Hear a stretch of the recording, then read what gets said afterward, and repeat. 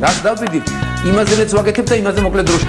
შეიძლება მართლაც ევროპაც გავავოცო. Поздравляю весь личный состав. კარგი მანევრია ძალიან. იაპონიაში გადაცემაა. ვაშა გადაცემა იწყება. მეოთხე გამოშვება თენგიზ გოგოტიშვილთან ერთად და ვაშა მეგობრებო, ვაშა. კარგი ამბებიც მაქვს და ცუდიც. დავიწყებ ცუდით. საქართველოს სტატისტიკის სამსახურმა შეაჯამა ფასები და ინფლაცია და უნდა გითხრათ, რომ თქვენი ცხოვრება ნამდვილად არ გაუმჯობესებულა. გაუარესებით? კი, გაუარესდა და გაძვირდა. ბოლო ერთ წელიწადში სურსათი ყველას ჩვენ გაგვიძვირდა საშუალოდ 8.3%-ით. აქედან ყველაზე მეტად ისეთი დასახელებები, რაც საქართველოში მოძი და წესით არ უნდა ჭირდეს. ლიმონი გაძვირდა 84%-ით, ანუ თითქმის ორჯერ. კიტრი 55, კომბოსტო 26%-ით. ბაღჩეული, როგორც ერთიანი ჯგუფი, გაძვირდა საშუალოდ 17.6%-ით. ყავა, ჩაი და კაკაო 15.9%-ით. მინერალური წყაროს წყალი, უალკოჰოლო სასმელები და ნატურალური წვენი 10.6%-ით. შაქარი, ჯემი და ტკბილეული 9.9%-ით. პური და პროდუქტები 8.9%-ით. თევზეული თითქმის 7%. ზეთი დღეს 30% ძვირი გიждდება ვიდრე შარშან ამ დროს. კარაქი კი 22.9%-ით მეტი. ხოდა ჭამეთ რძედაყველი ოღონდ 6.9%, ანუ თითქმის 7%-ით უფრო ძვირად. ამბულატორიული სამედიცინო მომსახურება ყველას ჩვენ გაგვიძვირდა 10.2%-ით.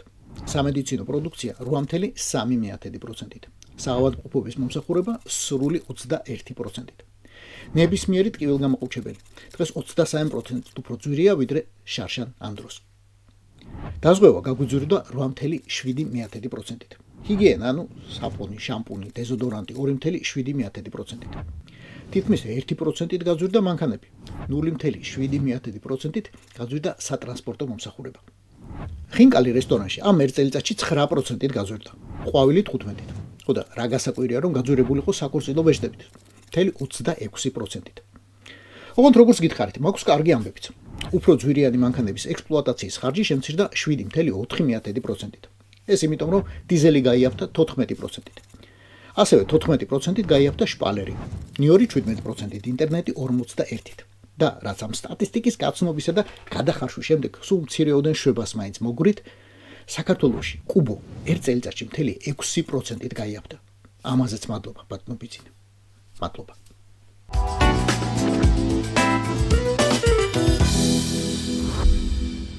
ცხადია, უმნიშვნელოვანესი ამბავი დღესაც და კიდევ ძალიან დიდი ხნის განმავლობაში იქნება უკრაინული ოპერაციები ოკუპანტების სტრატეგიული ობიექტების წინააღმდეგ. აი, მთა რომ მივიდა მუჰამედთან, ზუსტად ეგ ამბავია. დარტყმები აეროდრომს და ყირიმის ხაზზე მართლა დიდებული ამბავია. ოჯახბიჭებს და მუშტი ყბაში ერთადერთი ენა ალბათ, რომელიც რუსის ურდოს ესმის. მაგრამ ტექნიკური მხარით ახლა თავს არ შეგაწყეთ, იმიტომ რომ ამ დღეებში ისედაც ბევრი მოისმენთ და წაიკითხეთ. სამაგიეროდ, არის ერთი ამბავი, რაც ბრიტანელ თუ იაპონელ თუ სხვა ექსპერტებს არ განუხილავთ. დრონები ჯერ კიდევ ფრინდებოდნენ ტრაილერებიდან, როდესაც საიდანღაც, მართლა არ ვიცი საიდან, გაჩნდა ცნობა, რომ რუსეთის სამხედრო საჰაერო ძალების სარდალმა გენერალმა კობილაშმა თვითმკვლელობით დაასრულა სიცოცხლე. პირველი რეაქცია იყო ძალიანაც გამიხარდა. მეორე რეაქცია ზუსტად ნახევარწამში. გამიკვირდა ძალიან. გამიხარდა იმიტომ, რომ კობილაში მაშინ პოლკოვნიკის წოდებით ბუდიონოვსკის საავიაციო პოლკს მეთაურობდა და ეს პოლკი 2008 წელს საქართველოში ყველაზე მეტს დაფრინავდა და იბრძოდა. Первыми, кто пришел на помощь жителям Южной Осетии и нашим миротворцам, были летчики, которые поднялись на штурмовиках. Они начали наносить удары по колоннам грузинских войск, которые рвались к Крокскому туннелю, чтобы не дать возможность русской армии войти в Южную Осетию. კობილაში პირადად დაფრინავდა су 25-ით. პირადად ბომბავდა ქართულ სოფლებს და ქალაქებს. 2 დღე იბაერამა 9 აგვისტოს კი მისი მოიერიში ჩამოაგდეს. ქართველებმა თავად რუსებმა ახარას გაიგეს. Я ощутил, что по самолету произошел сильный удар и კატაპულტით ამოხდა და ლიახვის ხეობაში ჩახდა. იმ მომენტისთვის ჩვენს მიერ კონტროლირება ტერიტორიაზე. და აქ ვერსიები იყოფა. ერთი ვერსიით, კობილაში ქართველებმა ტყვე დაიყვანეს და შემდეგ გაცვალეს. თავად მისი და ოფიციალური რუსული ვერსიით კი ქართველმა ბებიამ, ვის ბოსტანში წეს პარაშუტიანი მკვლელი ჩამოხდა, მას საგზალი მისცა და პირჯვარი გადასწერა. ციტატა, რომელიც რუსულ პრესაში გამოქვეყნდა. მეუბნება, არ მიყვარს სააკაშვილი, 2 შვილი მყავს რუსეთში, მაგრამ შენ უნდა წახვიდე, ვაი და გიპოვნონ. მომცა ტომარა, რომელშიც მფრინავის ჩაფხუტი და ხელთათმანები ჩავდე და ქალმა დაიწყო ჩემთვის ლოცვა. გაუყევი სოფელს. გარშემო სააკაშვილის პორტრეტები ეკიდა. ჩემსკენ 2 ბიჭი წამოვიდა. უბეში ტეჩკინი და 200 ტყვია მაქვს. შემიძლია მოგერიება, მაგრამ მეძახის ბაბუა. მივედი ის კი დიდი სამამულო ომის ვეტერანის მოწმობას მაჩვენებს და რუსულად მეუბნება. ჩემთან სახლში დაიმალე სანამ ეს ბიჭები წავლენა. ამ მონათხრობის გადამოწმება ვცადე და სამწუხაროდ საქმის მცოდნე ადამიანებმა ვერსია დამიდასტურეს. მის ხალმიმაც ვიტოვებ, რომ მათაც ეშლებათ, მაგრამ სამწუხაროდ მხოლოდ მის ხალს.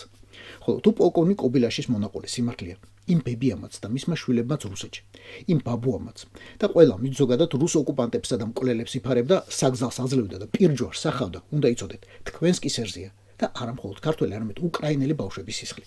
თქვენს კისერზეა თქვენს ხელებზე. ამას პირდაპირ დაასვით ბეჭედი საერთაშორისო სასამართლოთი. როდესაც გასულ წელს დაკავების ორდერები გამოიწერა უკვე რუსეთის სამხედრო საჰაერო ძალების არლის გენერალ-ლეიტენანტ კობილაშისა და შავი ზღვის ფლოტის არლის ვიქტორ სოკოლოვის დასაპატიმრებლად. კობილაში, კონკრეტულად კობილაში, სარლობდა 2024 წლის ივლისში კიევის საბავშვო საავადმყოფოს განადგურებას რაკეტებით და უამრავ სხვა დანაშაულს, უამრავს. აი ზუსტად ეს არის მიზეზი, რატომაც გამიკვირდა კობილაშის შესაძლო თვითმკვლელობა. კაც, რომელიც ბავშვებს ჯერ ავღანეთში ბომბავდა, მერე ორჯერ ჩეჩნეთში, მერე საქართველოში, რისთვისაც პუტინმა სხვათა შორის რუსეთის გმირის ორდენი მიანიჭა. შემდეგ ხოცავდა ბავშვებს სირიაში, ახლა უკრაინაში და აქამდე არხეინა ცხოვრობდა. თვითმფრინავების დაკარგვის გამო მას იარაღისკენ ხელი არ გაექცევა. ეს რუსის აფიცერია ხალხო, რუსის. ოღონდ უნდა იცნობდეთ ამ ჯიშს. ღირსეული ოფიცერები, რომლებსაც მაგალითად ტოლსტოი აღწერდა ომსა და მშვიდობაში, შეიძლება 2 საუკუნის წინ მართლა არსებობდნენ, მაგრამ ოქტომბრის რევოლუციის შემდეგ ერთიანად გადაშენდნენ. თუ მაინც და მაინც რუსულ კლასიკას ენდობით და ეგონიათ იმ ქვეყნის სახე, და ამიჯერეთ ჩეხოვის აღწერილი რუსეთი უფრო რეალისტურია. თავისი აფიცრებით და ჩინოვნიკებით. ან ილიასი თავისი პოდპორუჩიკიანად. ასეთები თავს არ იკლავენ, იმიტომ რომ მაგ საქმეს ღირსება სჭირდება. ასეც თუ რამე შეეშალა პუტინის წინაშე, შეიძლება ფეხი დაუწდეს, როდესაც საკუთარი სახლის მერვე სართულის ფანჯრის რაფაზე ავას ასეირნოთ. ეგ ბევრჯერ დამარნიათ პუტინის მტერს. მაგრამ ტყვია საფეთქელში საკუთარი ხელით არა. დავშტო.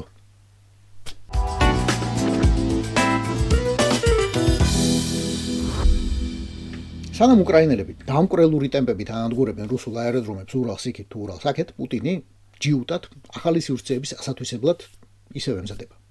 ამ ისტორიულ ჩასვრამდე სულ რამდენიმე დღით ადრე გამოსაბრძანება, რომ 5 წელიწადში უნდა აშენდეს არქტიკული ზონის 16 აეროდრომი, მათ შორის ერთი ტაიმირის ნახევარკუნძულზე. ტაიმირი უნდა იცოდეთ სად არის. უბრალოდ იქ, სადაც ხრახნი ეჭირება გლობუსს. ცოტა იმის გვერდზე შეიძლება. მაგრამ ასეთ რეგიონებში, ასეთი დიდი პროექტების განხორციელებას დიდი ატკატები მოაქვს. ატკატის გარეშე კი რუსეთში არაფერი ხდება და არაფერი მოხდება. კრემლის გადაწყვეტილებით ტენდერები გამოცხადა იაკუტიის 3 აეროპორტის რეკონსტრუქციისთვისაც, სადაც მართლა რომ გითხრათ სამანქანო გზებიც კი არ არის. ზირიანკაში, მაგანსა და ნიურბეში. არ დაიწყოთ ახლა Google-ში ამისებნა, სიტყვაზე უნდა მენდოთ, ძალიან შორსაა. იქ ექსპერტების დასკვნით ძალიან მძიმე მდგომარეობაა. ამიტომ საჭიროა შენობების, ასაფრენი ზოლებისა და მთელი დანარჩენი ინფრასტრუქტურის კაპიტალური რემონტი. სარემონტო სიაში ახლა არ მოხდა სხვა აეროდრომები, რადგან ალბათ ჩათვალეს, რომ იქ ყველაფერი წესრიგშია. ხო და ახლა გაჩვენებთ ერთ ასეთს, სადაც ყველაფერი წესრიგშია თითქოს. რუსულ წესრიგში, ქალაქ ლენსკის აეროპორტს, ასე იაკუტიაში, რომელიც მიწაში ინახება რუსეთის ალმასების მარაგის 82%, ოქროსი 17% და ურანის 61%. და ეს რეგიონი, რომელიც უცოტა ნორვეგიასავით უნდა ცხოვრობდეს, ცხოვრობს აი ასე. ასე მიათრევენ თვითმფრინავებს ასაფრენ ზოლზე. ასე მიეთრევიან ადამიანები ასაფრენი ზოლისკენ. ხო და ეს თუ არ არის სარემონტო აეროპორტი და აი ამ სტანდარტით თუ აპირებთ დანარჩენების რეკონსტრუქციასაც მანურუსნო უკრაინელებმა გინდა დაგბომბონ, გინდა არა, აღარაფერი შეეტყობა მაგ აეროპორტებს.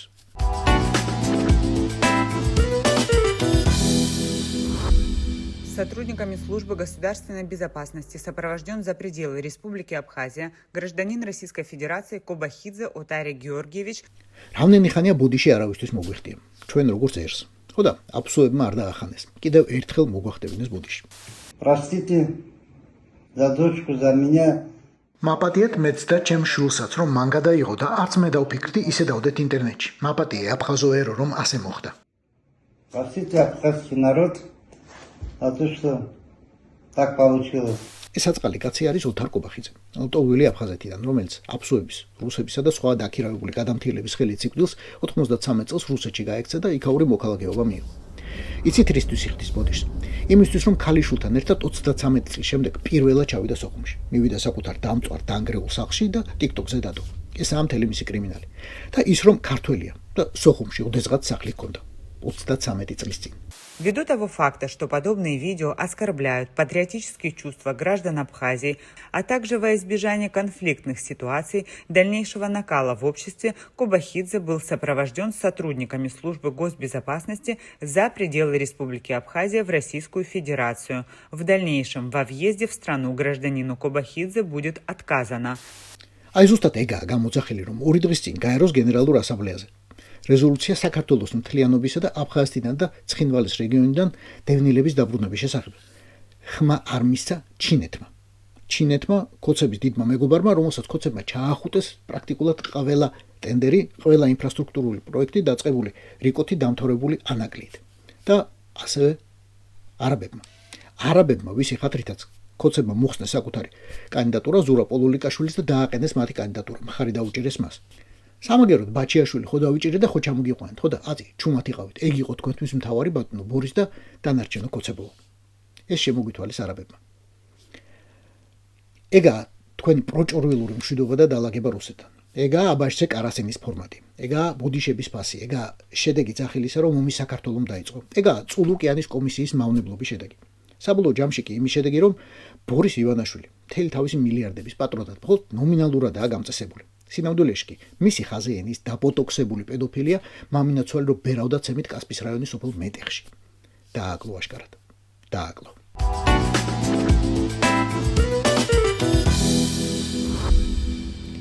ქართულ ოცნებას რომ რამეზე რეაქცია იქნება და რუს დაუპირისპირდება, მე მაგისი აღარ მჯერა და ალბათ არც თქვენ.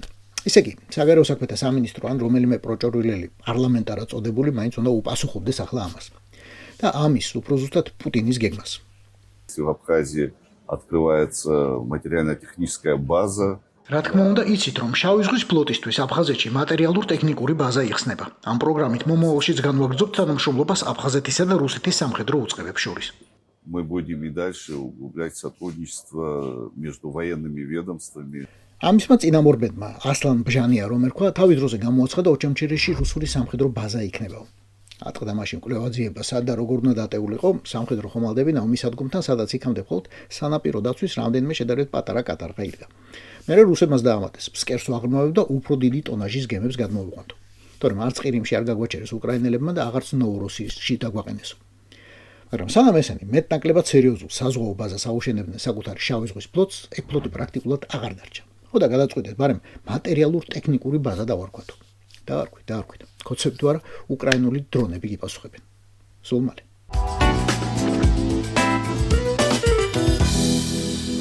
ვინ დაგვეხმარებოდა ჩვენ? იცით რა გვიპასუხეს? იარაღს გამოგიგზავნითო. დიახ, იარაღს რუსეთთან საბრძოლოდ.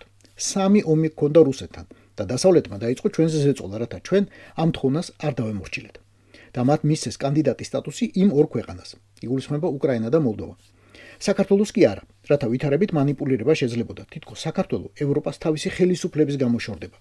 მოთხოვნები წამოგვიყენეს. ქვეყნებმა, რომლებიც ადრე მხარს უჭერდნენ საქართველოს ტერიტორიულ მთლიანობას, დაიწყეს ორმაგი სტანდარტების გამოყენება, რაც საფრთხეს უქმნიდა ჩვენს ქვეყნის მთლიანობას. ეს იყო ამონაწერი მიხეილ ყშვილის ინტერვიუდან, რომელიც გაზეთ El Mundo-ში გამოქვეყნდა.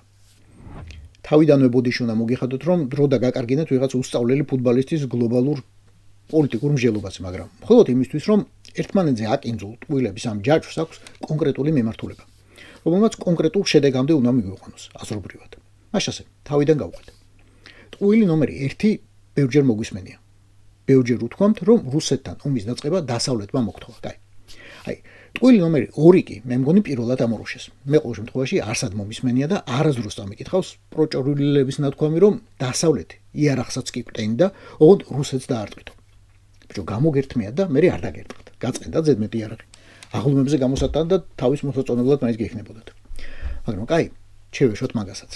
ტყუილი ნომერი 3. კანდიდატის სტატუსი ჩვენ არ მოგცეს და იმათ მისცესო. იმათ ანუ უკრაინას და მოლდოვას. იმათ სტატუსი წელწადნახევრით ადრე მისცეს, იმიტომ რომ დემოკრატიული რეფორმების გზაზე უფრო წინ იყვნენ. გადარჩენისთვის მეომარი უკრაინაც კი, მაგრამ მაგასაც დავანებოთ თავი. იმათ კანდიდატობის მისაღებად იბრძოლეს. შენ კი და შენმა ხაზეინმა ყველაფერი გააკეთეთ, რომ ევროკავშირს საქართველოსთვის სტატუსი არ მოეცა. უბრალოდ გავიხსენოთ 2023 წლის 14 დეკემბრის ხდომა, როდესაც საკითხი წყდებოდა. რა მოხდა? თქვენმა ძმაკაცმა ვიქტორ ორბანმა, ალბათ ბორის ივანაშვილისა და დიდი ხუილოს მითითებით დარბაზი დემონსტრაციულად დატოვა. ოღონდ საქართველოს კანდიდატობის კენჭისყრა არ შემდგარიყო. როგორც იმ ამბის მონაწილე დიპლომატები ყვებიან, უბრალოდ არ იცოდა, რომ დანარჩენი 26 ქვეყნის ხმაც კი საკმარისი იქნებოდა სტატუსის დასამტკიცებლად. ასე იყო ეს საქმე და პროჭორვილელებს დღემდე არასოდეს უღიარებიათ, როგორც ჩალიჩობდნენ ქვეყნისთვის ამ მართლა ისტორიული შანსის ჩაშლას. ასე მიიღო საქართველოს მაშინ ევროკავშირის კანდიდატის სტატუსი. მართლა არ ნახული და გაუგონარი წინააღმდეგობის მიუხედავად საკუთარი ხელისუფლებისგან. ახლა კი ბორინკა რადნოი ამ უდიპლომო ფუტბოლისტის პირით ჩვენსა და მსოფლიოსაც გვეუბნება. ევროკავშირის სტატუსი იმიტომ მოგწეს, რომ შემდეგ ჩვენზე ზეწოლა დაეწყოთ. ხო და ქოც განა მეორედ უნდა თქვა. უმალ დაგთახდება. რა კი, წევრობაა პრობლემა, მოდი სულ არ უგინდა მაგათი ევროპა. წყალსაც წაუღია კანდიდატობაცა და წევრობაც უარი ვთქვათო. ამაჟერ კონსტიტუციის 78 მუხლი შეეწირება, რომელიც პროჭრვილელებმავე ჩაწერეს. და შემდეგ კი თავად სტატუსი. მაგრამ ამ სამი ტყუილის ამბავიც ჩაბარდებოდა წარსულს ივანაშვილის ბაობაბებივით. რუსეთის ჩემპიონს ფეხბურთში მიხეილ ყიშვილს მეოთხე და ყველაზე მამალი ტყუილი რომ არ დაებრახვებინა. მოთხოვნები წაგვიყენა და საფრთხე შეგვიქმნა დასავლეთმა, რომელიც იქამდე ხაზგასმა ჩემია.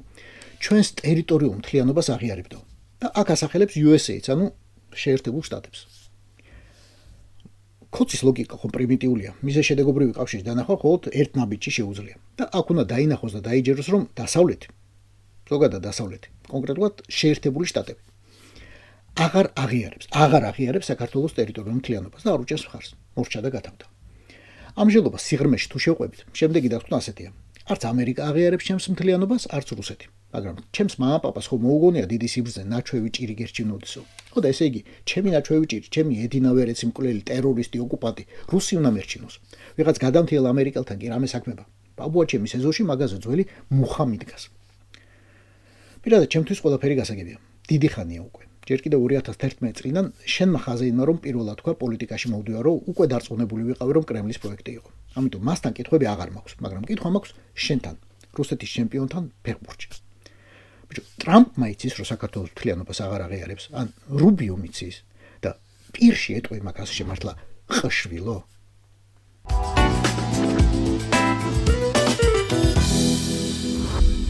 რა შეიძლება ქონდეს ყველაზე დიდი საიდუმლო ქვეყანას? რა თქმა უნდა, სამხედრო ობიექტები. რომელი სამხედრო ობიექტებია ყველაზე საიდუმლო? რა თქმა უნდა, ბირთვულები. არანაირი ფული. არ დაენანებოდა უბრალოდ არავის, რომ გაეგო რუსეთის ბირთვული არსენალის საიდუმლოებები. მაგრამ მილიონები და მილიონები დაიზოგა. დასწრდნენ ჟურნალისტები, მოიმარჯვეს კომპიუტერები და უბრალოდ ამობეჭდეს საიდუმლოზე საიდუმლო ობიექტების გეგმები. რასაც თქვენ ახლა ეკრანზე უყურებთ, არის ორენბურგის ოლქში განთავსებული ბირთვული იარაღის 11 ობიექტი. სულ წვრილად. აქ საბრძოლო მორიგეობაზე დგას პუტინის სიამაყე, ჰიპერბგერითი რაკეტების სახელად ავანგარდი. ავანგარდზე ორიო სიტყვა. შეერაღებაზე 2019 წელს მიიღეს და ითვლება, რომ ვერანაირი ანტისარაკეტო თავდაცვა ვერ შეაჩერებს. სიმძლავრე აქვს 2 მეგატონამდე. ძალიან ბევრი. ერთი ანთაორთქლებული, ერთი ძალიან დიდი ქალაქი. აი ამ დეტექტიურ ისტორიაში ბირთვული რაკეტების ამბავი, რა თქმა უნდა, ძალიან საინტერესოა. ოღონდ არანაკლებ საინტერესოა საიდუმლო როგორ გასკდა თვითონ. ტრადიციული რუსული პოხუიზმით. სამხედრო ბაზებზე რეკონსტრუქციის ჩასატარებლად რუსეთის თავდაცვის სამინისტრომ გამოაცხადა ტენდერები და სულ ღიად გამოსდო ზესაიდუმლო ობიექტების ნახაზები ნებისმიერ ჭრილში. საბუთებში წვრილადაა აღწერილი, როგორ აშენებული ეს ბაზები, რა ბეტონია, როგორი კედლები, რა ფოლადი, რა აგური, როგორ იცავენ ამ ბაზებს, სადაა განლაგებული დისტანციურად მართვადი ყუმბარტყორცნები და ტყვიამრქვევები. საჰაერო თავდაცვის სისტემებიც კი, მოძრაობის სენსორები, მოკლედ ყველაფერი. აი, ჯეიმს ბონდები და ტომ კრუზები რომ ცდილობენ ხოლმე ფილმებში, საღად შეღწევას და სიცოცხლის რისკის ფასად მერე ყველაფერს აფეთქებენ. საბუთები დეტალურად ხსნის, სად ცხოვრობენ და სად მუშაობენ სამხედროები, სად ინახავენ იარაღს, სად დადიან საპირფარეშოში, როგორ გამოიყურება სველი წერტილები და რა ტრენაჟორები უდგათ, სად თამაშობენ ჭადრაკს და შაშს. რატომღაც ეს ორი თამაში ნაყვარება ყველაზე მეტად რუსებს. აღწერილია მიწისქვეშა გვირაბები, კანალიზაციის, წყალმომარაგების და ელექტრომომარაგების სისტემები. მოკლედ ყველაფერი, რასაც ფილმის ბოლოს ჩვენი გმირები აუცილებლად ააფეთქებენ მთელი კაცობრიობის გადასარჩენად. ხო და მადლობა დანიელ და გერმანელ ჟურნალისტებს, რომ გაუმარტივეს ეს საქმე ჩვენს გადარჩენებს, ჯეიმს ბონდებსაც და იმავე უკრაინის სპეცსამსახურებსაც, რომელიც დარწმუნებული ვარ უკვე უსხედან ნახაზებს. აბა, კაი ნადირობა ბიჭებო.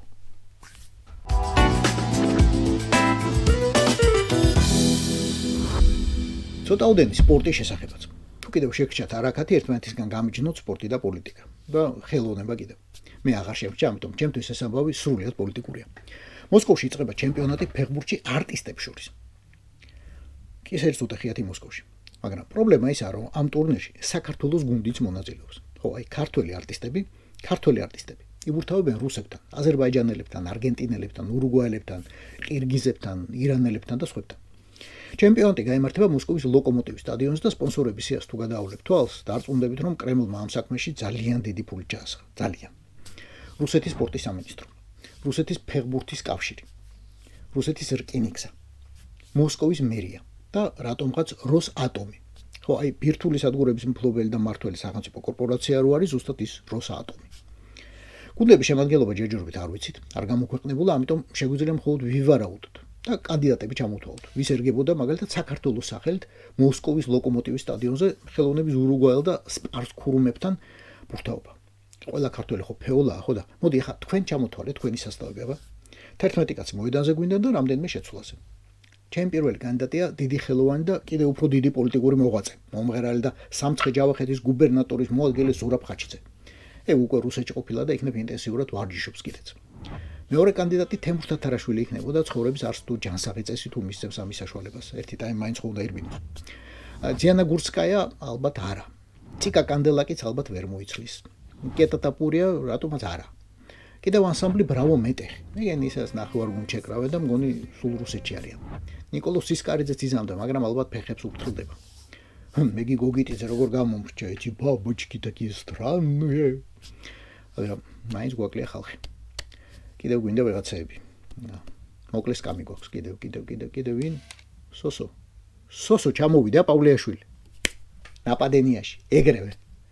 მირ დრუჟბა ფესტივალ. რაც დავდივით, იმაზეც ვაკეთებ და იმაზე მოკლედ დროშა. შეიძლება მართლაც ევროპაც გავავოცოთ. Поздравляю весь личный состав. კარგი მანევრია ძალიან. Я помню, вообще, когда